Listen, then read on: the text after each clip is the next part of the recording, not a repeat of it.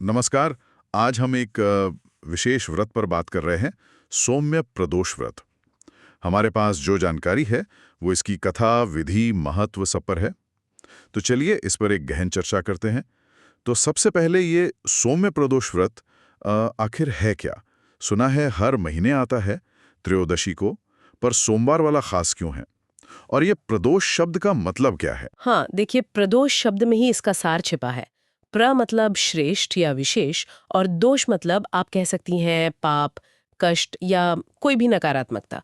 तो प्रदोष हुआ वो श्रेष्ठ समय जो दोषों को दूर करे। अच्छा, दोषों का निवारण करने वाला समय। बिल्कुल। और जब ये त्रयोदशी सोमवार को पड़ती है तो बन जाता है सौम्य प्रदोष। सोमवार तो शिवजी का दिन माना ही जाता है ना? हाँ हाँ, बिल्कुल। तो बस इस दिन पढ़ने वाला प्रदोष व्रत शिव कृपा पाने के लिए बहुत शक्तिशाली माना जाता है। कहते हैं ये हर तरह के दोष और दुर्भाग्य मिटा सकता है। ये तो काफी दिलचस्प बात है कि एक खास दिन और समय को इतना महत्व दिया गया।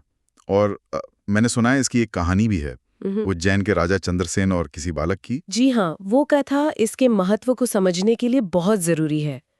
कहानी ये है कि उज्जैन में राजा थे चंद्रसेन, शिवजी के बड़े भक्त।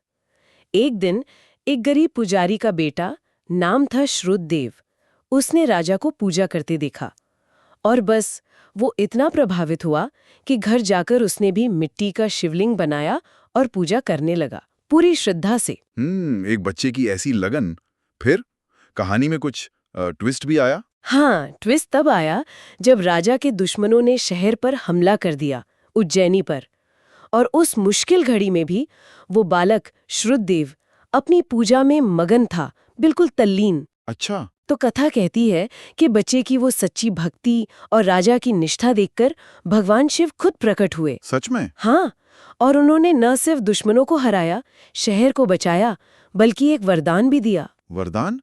लगता है यहीं से इस व्रत का महत्व जुड़ता है। बिल्कुल सही। शिवजी ने प्रसन्न होकर कहा कि जो भी त्रयोदशी तिथि को, खासकर सोमवार के दिन, प्रदोष काल में मेरा पूजन और व्रत करेगा, उसके सारे पाप नष्ट होंगे, मनोकामनाएं पूरी होंगी और मैं खुद उसकी सब मुश्किलों से रक्षा करूंगा। वाह।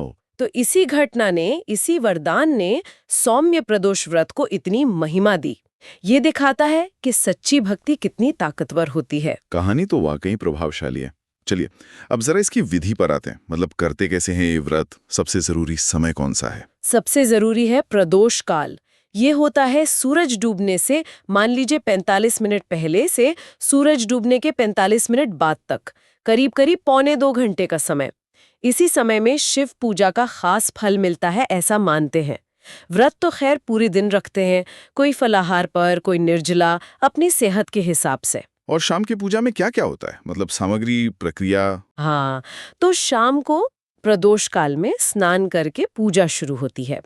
सामग्री में देखिए गंगा जल जरूरी है, पंचामृत बनाते हैं, दूध, दही, घी, शहद, शक्कर मिला के। फिर शिवजी को जो प्रिय हैं, बेलपत्र, धतूरा, सफेद चंदन, अक्षत मतलब चावल, हाँ। सफेद फूल, ये सब चढ़ाते हैं, धूप दीप जलाते हैं। और विधि की बात करें तो सबसे पहले संकल्प लेना होता है कि हम ये व्रत कर रहे हैं। फिर शिवलिंग का अभिषेक होता है पंचामृत और जल से। मंत्र भी होते होंगे? जी हाँ, ओम नमः शिवाय का जाप तो सबसे सरल और प्रभावी है, या फिर महामृत्युंजय मंत्र का जाप भी करते हैं लोग। फिर प्रदोष व्रत की कथा पढ़ते या सुनते हैं, ये जरूरी माना गया है। अच्छा। कथा सुनना जरूरी है। हाँ, और अंत में आरती। बेलपत्र का तो खास महत्व बताते हैं, शायद 3 पत्तियां शिवजी के 3 नेत्रों का प्रतीक हैं। विधि काफी स्पष्ट है, लेकिन इसका असल उद्देश्य क्या है? मतलब लोग क्या उम्मीद रखते हैं इस व्रत से? क्या लाभ बताए गए हैं? स्रोत कई लाभ गिनाते हैं।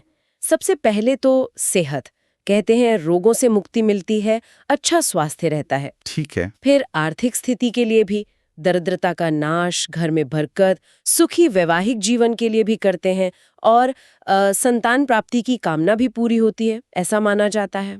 और एक बड़ी बात, ये व्रत अकाल मृत्यु के डर से बचाता है, जीवन की रुकावटें दूर करता है। मतलब मूल रूप से शिवजी को प्रसन्न करना और उनकी कृपा पाना ही लक्ष्य है। इन सब फायदों के पीछे क्या कोई गहरा आध्यात्मिक कारण भी है? मैंने सुना है प्रदोष काल और शिवजी के तांडव नृत्य में कोई संबंध है। हाँ हाँ बिल्कुल, ये एक बहुत गहरा पहलू है। मान्यता है कि प्रदोष काल में भगवान शिव कैलाश पर अपने रजत भवन में आनंद तांडव करते हैं।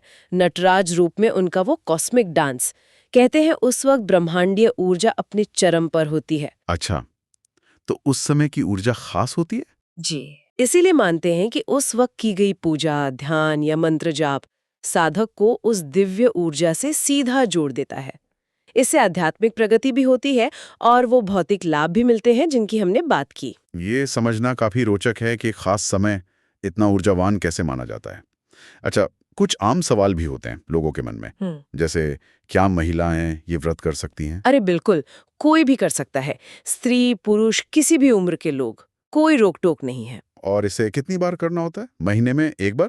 हर महीने 2 बार कर सकते हैं, क्योंकि त्रयोदशी तो कृष्ण पक्ष में भी आती है और शुक्ल पक्ष में भी। हाँ, सही। तो महीने में 2 प्रदोष व्रत हुए, दोनों ही फलदायी है।